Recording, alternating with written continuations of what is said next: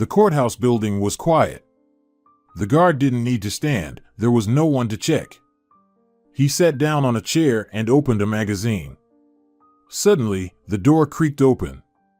It seemed like whoever was opening it was struggling. The guard jumped up and hurried to the heavy oak door, gently pushing it. Standing in the doorway was a skinny 6-year-old boy with a scraped knee and big sad eyes filled with determination. Clutched to his chest was an old stuffed rabbit. "What are you doing here?" the guard asked sternly. "Children don't belong in court." "I need to see my dad," the boy mumbled and dashed toward the turnstile. He swiftly ducked under the barrier and headed deeper into the building. "Hey! Stop!" the guard shouted, rushing after the boy.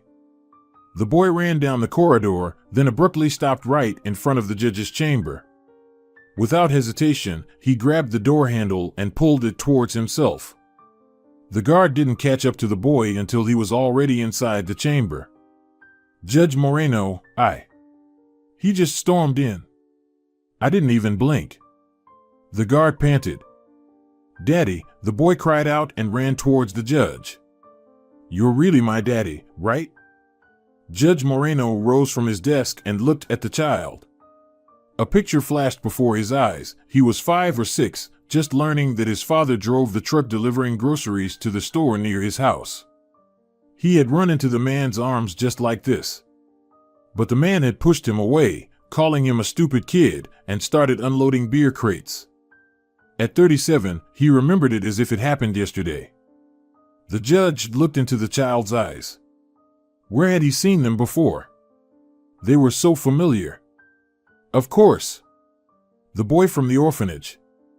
He often visited there. They even called him the benefactor of the orphanage. Charity was an important part of Judge Moreno's life.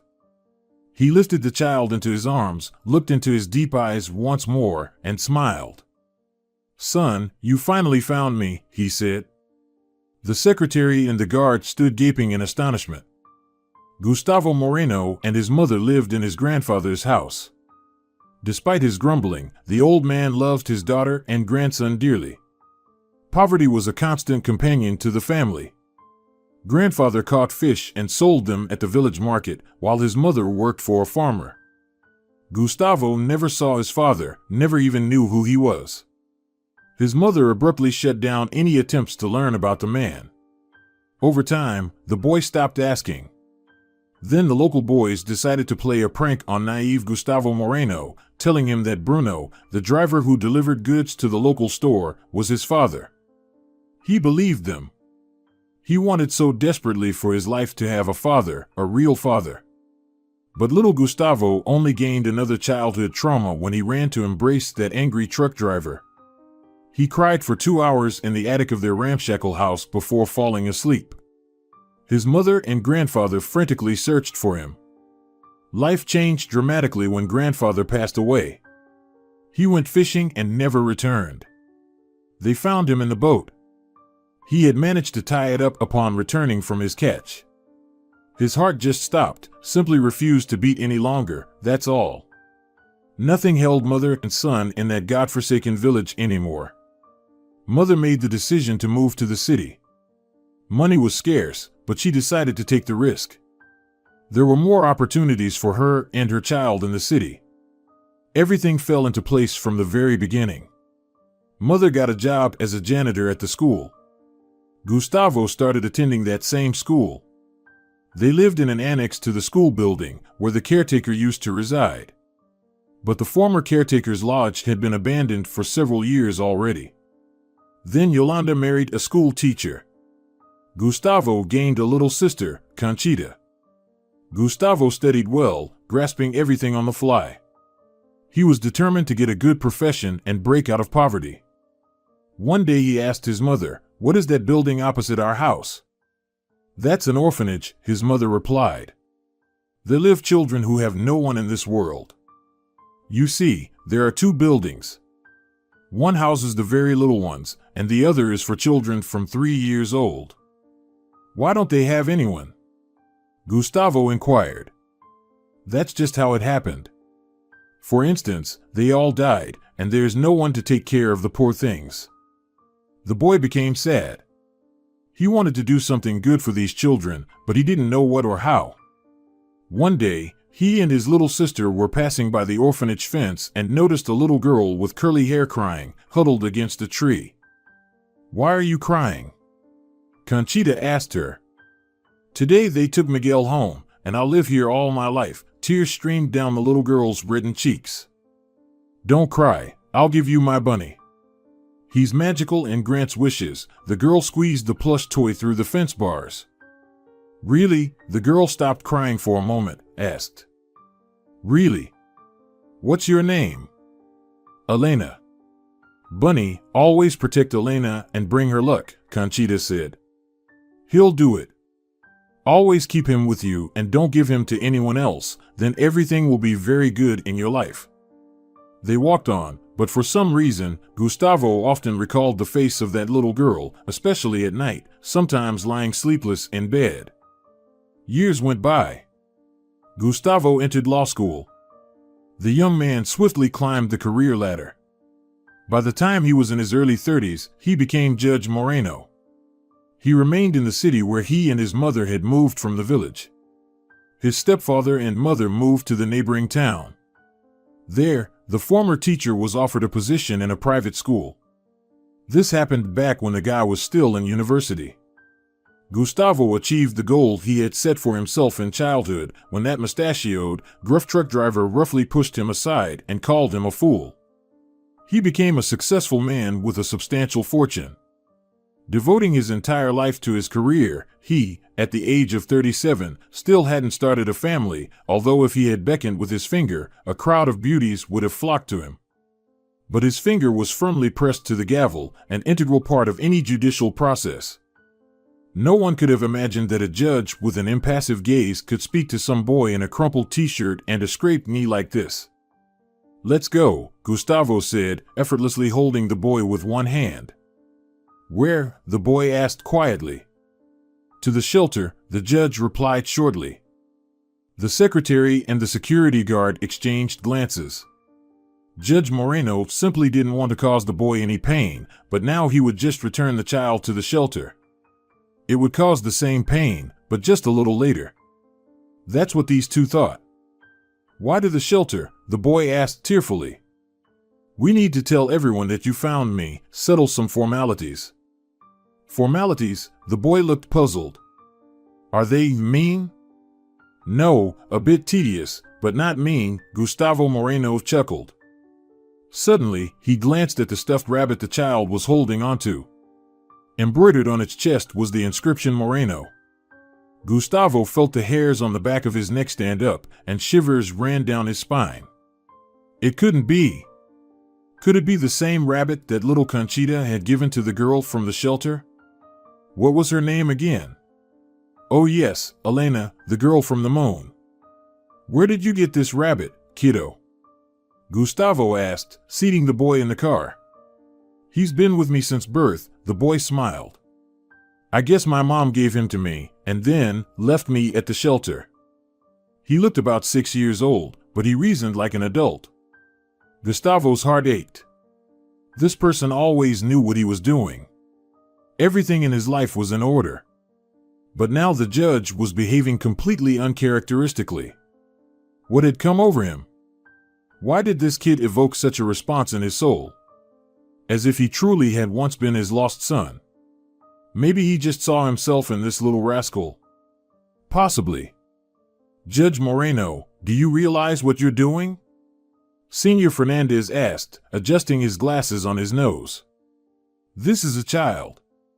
"I'm aware, Senor Fernandez," Gustavo replied calmly. "I want Vito Moreno to become my son according to all the rules of the law.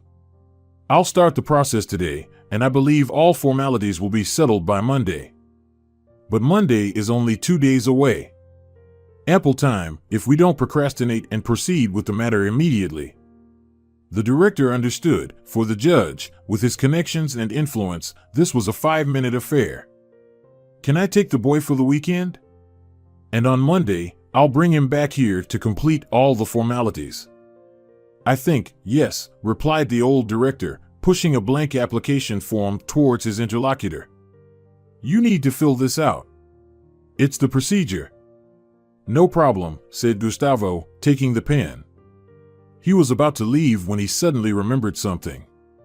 Senor Fernandez, please tell me, do you keep the personal files of the children from previous years? Say, from 20 years ago? Yes, of course, the files are kept for 50 years. Why? Just over 20 years ago, there was a girl living here, with curly hair. Elena. I don't know her last name. I was just a boy back then, but I still remember her sad, hopeful eyes. Ah, you're a romantic, Judge Moreno. I've been working here for 10 years. One girl named Elena was released under my watch. I had just started working at the shelter. But I remember her. She was a bit of a loner, always sitting and drawing. I think her paintings are still hanging in the children's playroom. Do you keep track of the further fate of your wards? Gustavo asked, running his hand through his hair. Well, it depends on the circumstances. There are troublesome kids, so sometimes we have to, but generally, no. I see. Can I find out the full name of that graduate, Elena? All right, I have your number. I'll ask the secretary to help with that. Once I have the information, I'll let you know. Okay, thank you, Senor Fernandez. Have a good evening. Goodbye, Senor Moreno. Vito sat in the corridor on a wooden bench waiting for Gustavo. So, champion, ready to go home? Gustavo winked at him. Hooray! Where's your home? Right here in court? No, kiddo, I have a very ordinary home. The man took the boy's hand. Gustavo didn't know what to do with the child. He started reminiscing about his sister. She was 8 years younger than him. Gustavo remembered reading her fairy tales. Conchita listened, holding her breath, especially if there was something exciting in them. Gustavo read with different voices, portraying either the wolf, or the poor little goat, or even a mouse. His sister laughed, holding her stomach, and asked for more and more. They had dinner in the gazebo. Gustavo ordered food from a restaurant. Phew, this meat is spicy, exclaimed Vito. Dragon's meat, perhaps? Why dragon's meat? Gustavo asked with a laugh. Because they breathe fire. Probably, their meat is as spicy as fire. The boy leaned towards the glass of water. I see, next time I'll order without pepper for you. Take some cheese bread. It's definitely not spicy. Are we going to live together? Suddenly asked Vito. Yes. Buddy, together. Do you think we'll manage? We'll manage, assured the boy and started eating his bread. In the forest, it was quiet. Only the faint sobbing of a young woman leaning over a small mound of earth could be heard. At its peak stood a simple wooden cross, without a photo, without a plaque. Fresh flowers lay on the mound. Forgive me, my little one, for not protecting you, the girl said through tears. All these years, I've blamed myself for not waking up in time. They didn't even let me say goodbye to you. Why did Diego do this to me? He just said you were dead and buried you here that fateful night, a few hours after you were born. Elena visited this place regularly. She remembered her baby, the night he was born. For years, she replayed this scene in her head. She was all alone in the forest cabin. Diego hadn't returned from hunting yet. Why did she even go with him? She was about to give birth soon. It all started so quickly that Elena didn't even realize at first that the baby was coming. She tried to call Diego, but there was no signal. The ambulance couldn't be reached for the same reason. The poor girl didn't know what to do. The contraction started around 4 in the afternoon, and by midnight, the baby was born. He was weak, hardly crying. Elena was very tired, so she fell asleep with her son close to her. When she woke up, it was dawn. The baby was not beside her. Elena jumped up and anxiously looked under the roughly hewn bed. No trace of the baby. Diego was not in the cabin either. The girl went outside. The forest birds chirped softly, as if wishing each other good morning. Diego's car was parked not far from the cabin. So, he had returned from hunting. Suddenly, the guy emerged from the bushes of young juniper with a shovel in his hands. "Diego, where's our son?" Elena shouted and rushed toward him. Her stomach responded with pain. "Elena, baby, our baby, he's gone. When I entered the house, he wasn't breathing and was cold as ice. I didn't want you to see that, so I just buried him here, in the forest." "What? That's a lie. It's because of you. I shouldn't have come to this wilderness. I couldn't even call for an ambulance. My baby was born in this damned forest cabin. Why didn't you wake me up, you scumbag?" Elena pounded the guy's broad, sturdy chest with her fists. "I'm sorry, I couldn't. I know I'm guilty. Maybe if you were in the clinic, things would have been different." "You never cared about our child," the girl continued to scream in hysteria. "You barely cared about me, really. All you cared about was drinking beer with your buddies and hunting. I hate you. I hate you." Elena sat right on the damp grass still wet with dew and cried, curled up in a ball. Then suddenly she jumped up. "Where's my son?" she demanded an answer. "He's nearby. If you want, I'll show you. We'll visit his grave."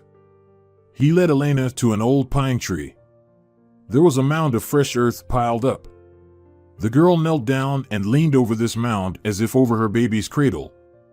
"My little one, I couldn't protect you. Forgive me."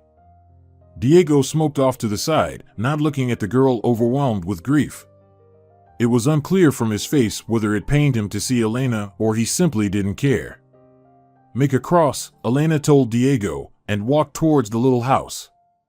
The girl tied a ribbon she had prepared for her son onto a tree by the road so she would know exactly where to turn. She knew she would come here many times more, to lay flowers on her son's grave and cry for hours. She parted ways with Diego as soon as they arrived home. She simply gathered her things and went to live with a friend. He didn't try to stop her. Apparently, he really didn't care about her or their baby. Elena was here again, in this cursed forest that took her little angel's life.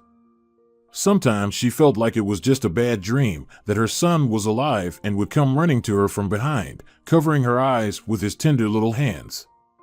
But it never happened. There was still just a hill with fresh flowers laid on it. Almost immediately after dinner, Vito fell asleep. At first, the boys whispered to him and told him that his father was a judge, that's why he supported the shelter, but he didn't want to take the boy himself. A scuffle broke out, and then Vito seized the opportunity and ran straight into the courthouse. And then the indescribable feeling of happiness that now he had a father. Vito didn't care whether he was a judge or a janitor, he just wanted to be someone's son. He wanted to live in a family. That's what all the shelter kids wanted more than anything else in the world. A hearty dinner finally finished off the little boy. He fell asleep right at the table.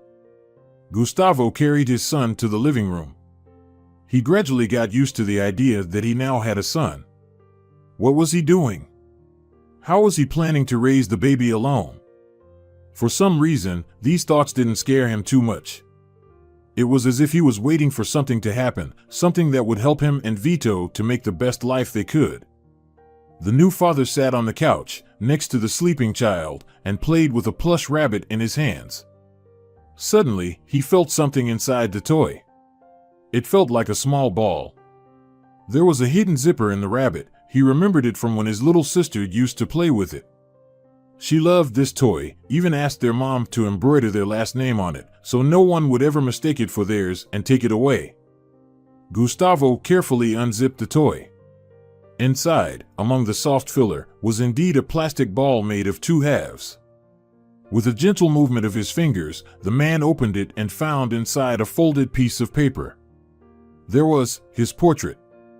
Yes, it was his portrait. He was about 15 in it. His sister never liked drawing, and this drawing was clearly done with love and great skill. It was obviously drawn by a talented child. Could it be that the same girl, Elena, with her unruly curls and big sad eyes, was Vito's mother? He said they found him with the toy. But why did she leave her baby? She knows all too well what it means to be an orphan and not feel parental love. Could circumstances have forced her? Gustavo resolved to find her, or at least find out where she was and what she was doing. Diego returned to the forest cabin around 1:30 in the morning. He immediately sensed that something was amiss. There was a strange smell lingering in the cabin. Elena lay on the bed, clutching a bundle to her chest. What was it? A pillow? He squinted and illuminated it with his phone. Oh no! It was a baby. While he was away on the hunt, his girlfriend had given birth. Alone, without any medical assistance. Diego's thoughts raced like wild animals in a cage. No one knew the baby was born, the girl hadn't registered at the clinic. Let her believe the child was stillborn. Life is easier without a spineless creature to care for, and he didn't want to lose Elena. Diego acted swiftly. He carefully picked up the newborn. He was so weak, so tiny, that for a moment, Diego hesitated, but then he wrapped him in a nearby woolen shawl, tucking Elena's favorite bunny inside. She carried it everywhere, like a child. The night allowed for quick travel, without any traffic jams on the road. Diego knew where he needed to go. He parked the car a little way off and approached the building. Easily finding the box, he gently placed the little warm bundle inside and hurried back to the car. Returning to the forest, he set about constructing a fake grave. Approaching the cabin, he encountered his Elena. No one could say whether Diego regretted what he had done. But by getting rid of the baby, he failed to keep the girl by his side. Mutual acquaintances told Elena that Diego had gone somewhere and disappeared. She didn't care. She realized she didn't truly love him. Heaven only brought them together for their son's birth, only to take him away. Silence enveloped the shelter. The wards had already fallen asleep. The duty nurse sat at her post, trying to fight off sleep by reading. Suddenly, the bell rang, indicating someone was in the box. The young nurse retrieved the tiny baby, hastily wrapped in a woolen shawl. Doctors didn't hold out much hope for the boy's survival, he was so weak. But Vito survived. That's what the duty nurse, who found the baby in the box, named him. They gave him the surname embroidered on the toy that lay with him. Vito Moreno sounds quite life-affirming, exclaimed the baby's godmother.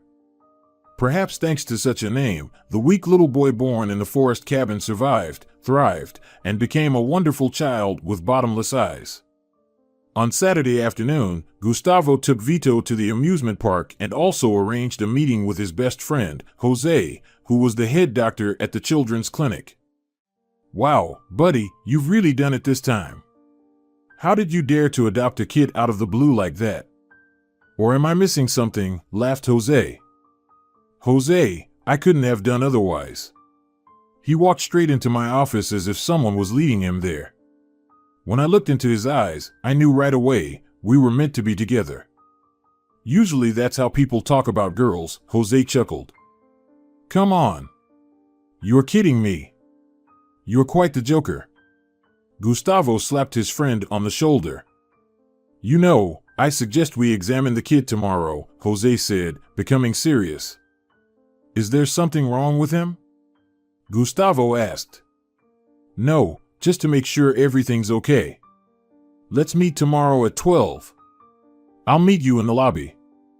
All right, Doc, you'll convince a dead man. Gustavo slapped his friend on the shoulder again. The weekend flew by unnoticed. Vito was already asleep when Jose called. Why didn't you tell me right away, buddy? Jose started without preamble. Tell you what? Gustavo was surprised. That Vito is your son. I told you, the adoption will be official. I'm not talking about that. I'm talking about blood relation.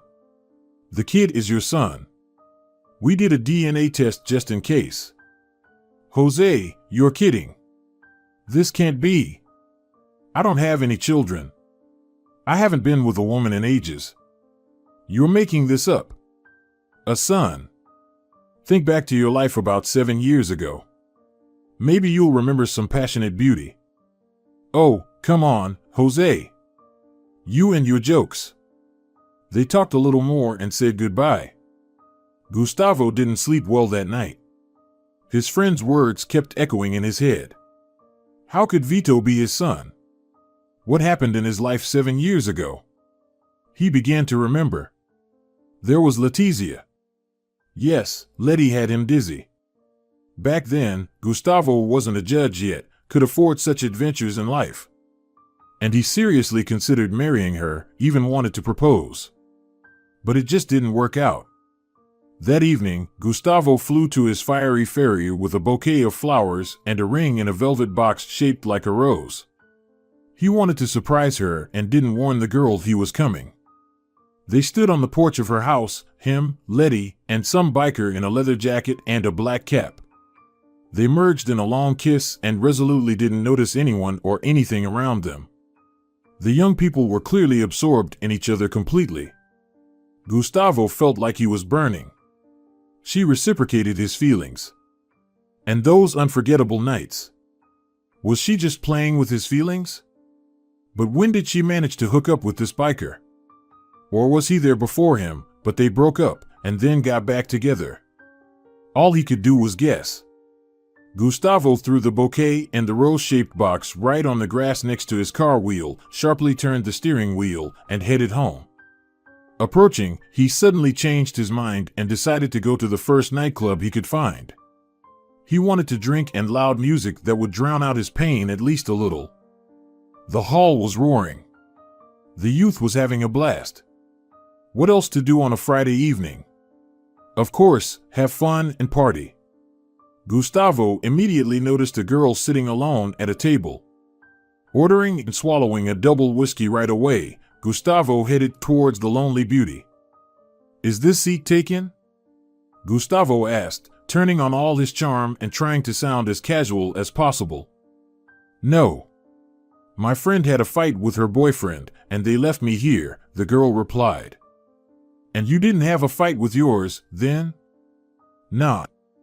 Because I don't have one, she chuckled softly. I'm Gustavo, the young man said, taking a seat opposite her. ELE, the stranger smiled. ELE. Sounds beautiful. At that moment, Gustavo didn't care what this beauty's name was. He just wanted to drink and briefly forget his sorrows in her embrace. And he succeeded. She was so young, so breathtakingly beautiful. The girl didn't ask about anything, she just disappeared from his life like a shadow in the noonday sun. When Gustavo woke up, she was already gone. Since then, Gustavo hadn't had any serious relationships. He immersed himself in work and swiftly climbed the career ladder. There was no time for love affairs anymore. It wasn't appropriate for Judge Moreno to chase after young beauties who only wanted to take advantage of his position and money. That wasn't for him. Deep down, he remained a romantic, ready to climb a cliff to rescue the one he loved from the clutches of a dragon, the one whose mere glance would make his heart skip a beat and butterflies flutter throughout his body. But, unfortunately, Gustavo hadn't met such a person yet. Could it have been, Gustavo pondered, lying sleepless, Elena, Vito's mother? That girl with tear-filled eyes behind the orphanage fence. Why hadn't she found him? Why hadn't she said she was expecting a child? Maybe she didn't even know the baby was Gustavo's. ELE, she called herself ELE. She could very well be Elena. Gustavo's heart pounded as if it wanted to leap out of his chest. Inside, it felt oddly sweet and painful. It's like when you return from a long journey to your hometown or a loving home. Gustavo picked up his phone. Elena Sanchez, he read the message from the orphanage director again. Where can I find you, Elena Sanchez? Gustavo knew he would find her, and quickly. With his connections. All matters regarding Vito's adoption were settled. Now it was time to search for his mother. Gustavo could afford this, after all, his vacation had begun. It was so symbolic that little Vito had entered his life on his last working day. He didn't know what he wanted to ask Elena. He didn't intend to judge her, but he still wanted to understand what made her abandon her child. Gustavo drove to the address provided. Elena lived in a remote quarter on the outskirts of the city. 4-story houses were crammed together, leaving almost no space between them. Poverty stared at Gustavo from every corner, but he didn't care about that. He was eager to see the one who had flickered in his life like a firefly, the one who had abandoned her newborn son several years ago. Gustavo parked the car and walked to the specified entrance. He dialed the apartment number. "Who is it?" a hoarse female voice sounded. "Can I see Elena Sanchez?" Gustavo's voice quivered slightly. "ELE is at work," the woman on the intercom responded. "And where? Where does she work?" "At the Three Palms Island Cafe." 2 blocks from here, the uncommunicative interlocutor muttered and hung up. The cafe turned out to be quite cozy. Tables surrounded an oval island with 3 palms. The floor was painted in the color of the sea. It created the impression that the tables were standing right on the water. There were quite a few visitors. Only 2 couples sat at tables, chatting cheerfully. "Hello," greeted him the waitress with neatly tucked hair and a tidy uniform. "Did you reserve a table?" "No." Gustavo was flustered and glanced at the girl's name tag, Elena. "Holy Virgin Mary. It's her. Let me escort you to a very comfortable table." The waitress walked along the tables with a light step, as if gliding on the floor. "Are you expecting someone, or will you be alone?" "Alone. Honestly, I didn't plan to linger." They approached the table. "Are you Elena Sanchez?" As he sat down, Gustavo asked. "Yes, that's correct," the girl answered, slightly puzzled. "And you are?" "My name is Gustavo. Gustavo Moreno. Can we talk somewhere quiet? It's very important." "Is it related to my work? I hope my neighbor Reina didn't do anything wrong?" "No, I just need to talk to you about something that happened a few years ago." "Don't worry, nothing threatens you. I just need to clarify something." "I finish at 7, Elena said quietly. "Where can we meet?" "I'll pick you up at 7, and we'll figure it out," Gustavo said. "Please bring me a cup of coffee, no milk or sugar." "Okay." Elena quickly slid past the tables. Gustavo was there 6:45. Elena fluttered out of the cafe at the beginning of 8. The girl was dressed very simply, jeans and a dark t-shirt, a small gray purse slung over her shoulder. Gustavo got out of the car. "If you don't mind, can we talk right in your car?" the girl suggested. "Not at all, just let's move a bit farther from here." He opened the door. "What did you want to talk to me about?" Elena asked straight away. "About your son," Gustavo answered quietly. Elena flinched. "How do you know I had a son?" Elena's breath caught. "It's a long story. Where's the plush rabbit you loved so much as a child?" You're like some sort of magician." Elena tucked a stray lock of hair behind her ear. "Asking me such strange questions that only I should have known about, but apparently, information flows like water." "So, where is that rabbit?" "He's buried with my baby. There, in the forest. That's what my ex-boyfriend told me." "Wait. You didn't give up your baby and drop him off at an orphanage, did you?" "Of course not. What are you talking about? I still visit my son's grave." "Why are you talking about an orphanage?" "Because your son lived there for 6 whole years." Elena stared at him as if she'd seen a ghost. "What are you saying?" "My baby died almost immediately after birth. It was in a forest cabin. I couldn't call an ambulance. I don't know who told you that, but your son, along with a plush bunny embroidered with the Moreno surname, my surname, lived all these years in the orphanage. They found him in a box, hastily wrapped in a woolen scarf along with that same bunny." "Oh my God. The scoundrel. What a scoundrel he is. He dumped our son in an orphanage and told me he died, that he was as cold as ice." Tears streamed down the girl's cheeks. Gustavo started the engine. Where are we going? Elena asked through her tears. To my place. I'll introduce you to Vito. Which Vito? Your son. And mine. What do you mean? What does mine mean? I adopted him first, and then it turned out I'm his real father. But why do you claim he's my son then? My boy's father was that idiot Diego. On the way, Gustavo told Elena everything. She cried and literally tore her hair out. Why am I such a fool? She scolded herself. I believed that idiot so easily. So, does it mean I've been regularly bringing flowers to just a mound of earth? There's no trace of my boy there. For 6 years and 2 months, I've been living only in anticipation of going back to the forest and sitting on the grass, crying and talking to my son, whom I saw only for a few minutes. No, it's monstrously unfair. But now everything will be okay. I hope you're not too upset that your boy isn't Diego's, but mine? Gustavo stopped the car. We've arrived. It's hard to describe what happened when Elena saw little Vito.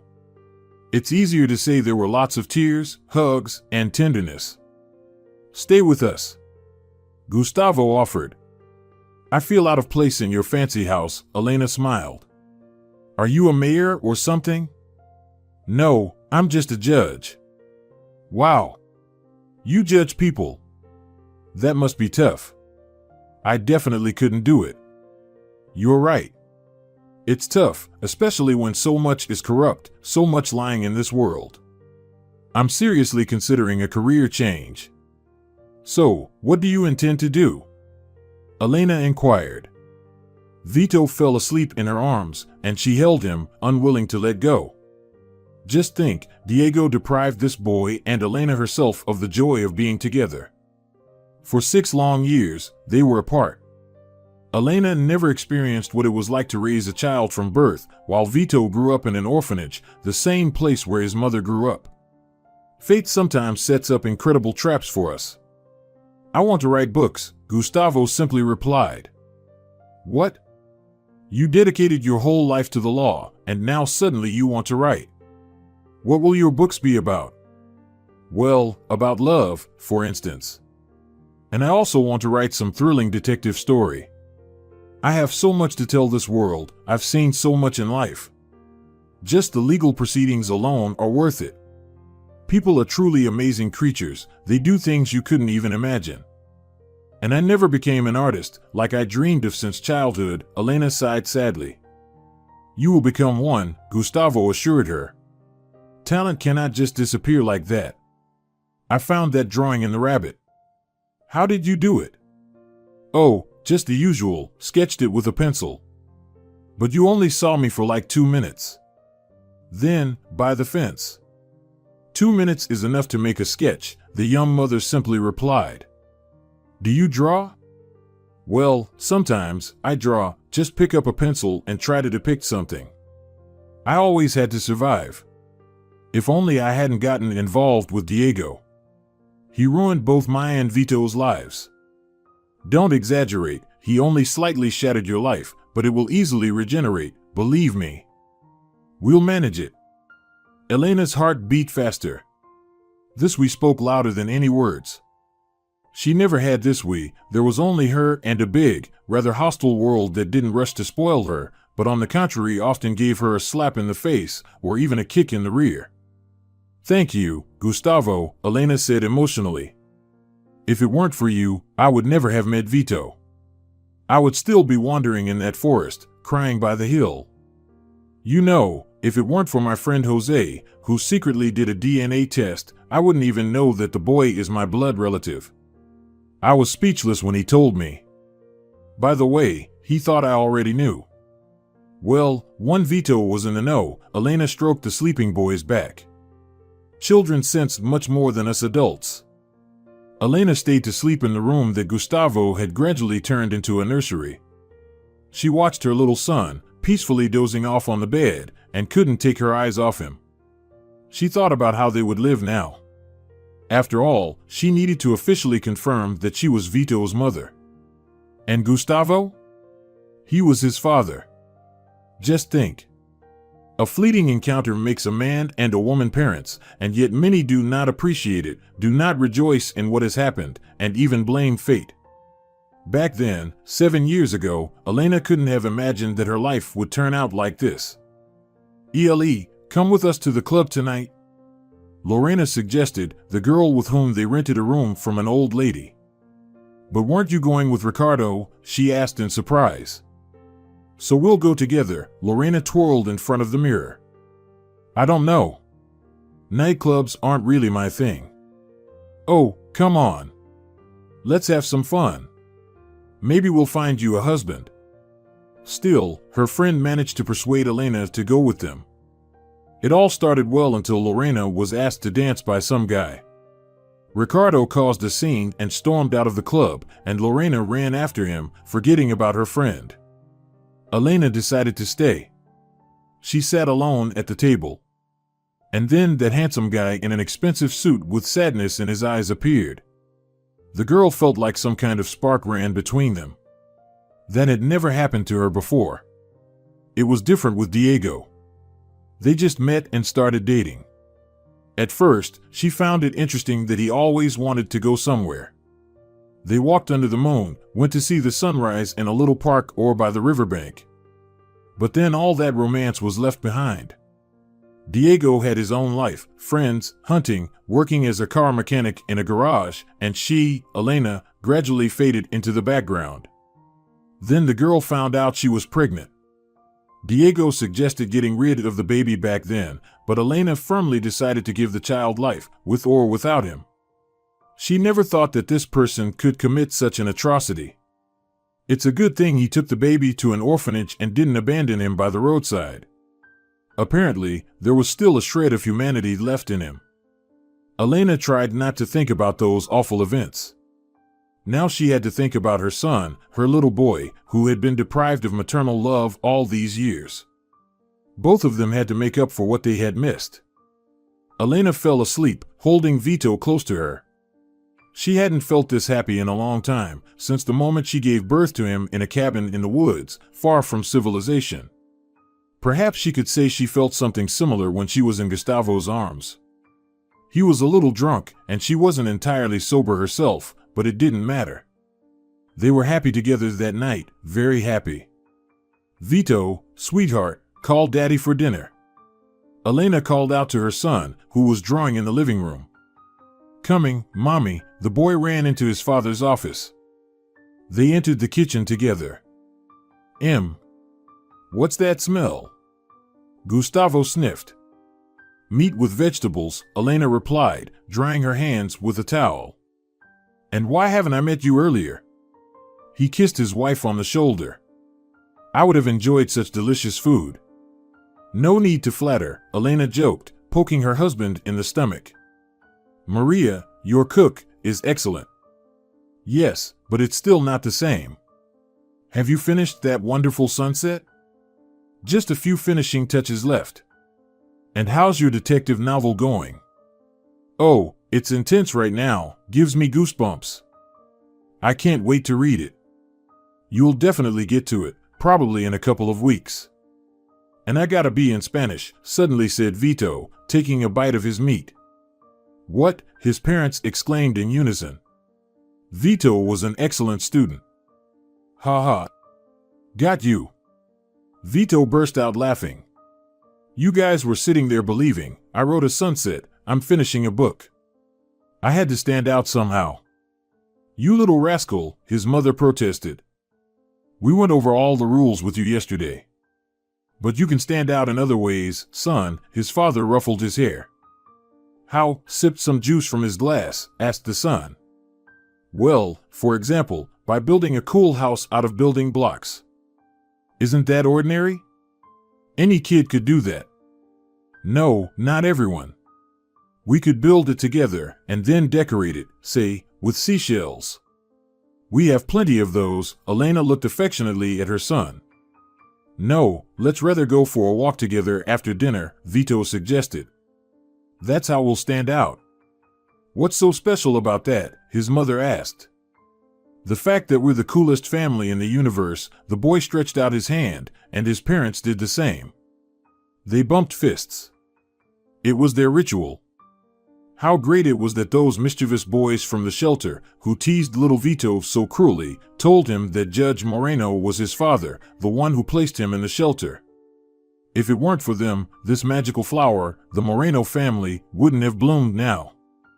Dear viewers, if you enjoyed the story, please support the video by liking it and leaving a comment. Thank you very much.